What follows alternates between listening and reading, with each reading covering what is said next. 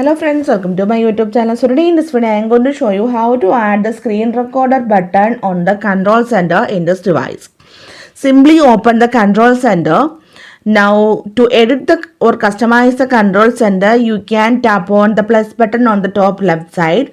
Otherwise, tap and hold on the blank area of the control center like this. Okay, now tap on the option add a control.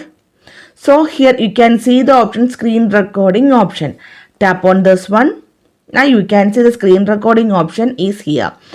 You can rearrange the screen recording option and you can also resize this option. Let me show you. You can see. And after done this one, tap on the blank area of the control center.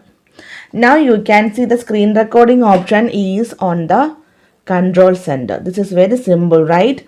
So simply in this way you can add the screen recording option on the control center in this device.